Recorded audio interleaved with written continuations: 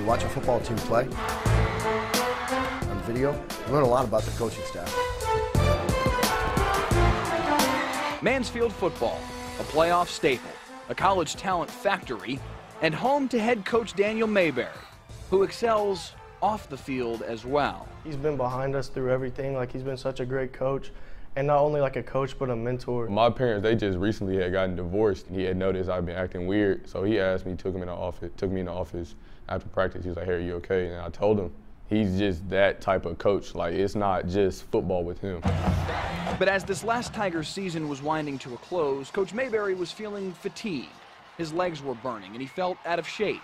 He convinced himself he just needed to get back in the gym after the season ended. And then I flew to North Carolina for a coaches convention, and when I got back, my face was white as a ghost. And everybody around me said, "You have to go." The diagnosis? Non-hodgkins lymphoma, stage 4. The first thing he did was go to pick up his 9- and 6-year-old girls from school. You know, I tried to be joyful when I saw them, but when we got home, we told them. I don't know if they know the exact extent of everything. I think my youngest thinks I'm just going to lose my hair, you know.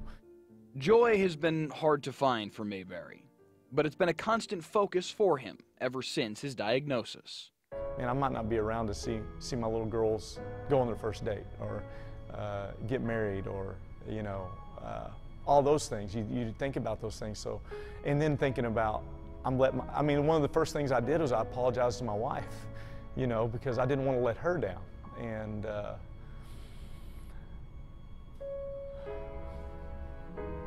sorry.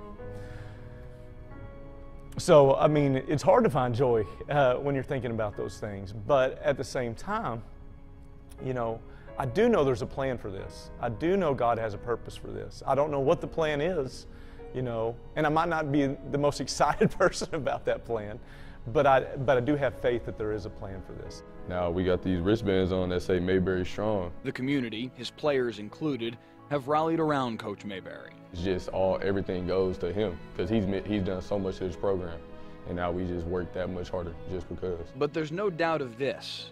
It's Maberry's attitude that leads the way for everyone else. You don't ever expect it to happen to you, but you know, I mean, I've really seen God at work in my life during this time period, and it's been a blessing in a weird way, believe it or not. But you know, it doesn't make it any easier from that standpoint. But I mean, I have felt the presence of God during this time period. I mean, it's really been cool, if that makes any sense whatsoever. You know, it's been a blessing in a weird way. A remarkable approach from a remarkably selfless man. Coach Maberry insisted that we not make the GoFundMe account set up by his assistant coaches the focus of this piece, and we didn't. But when the community raises $75,000 in less than 3 weeks, that says a lot about the man it's for.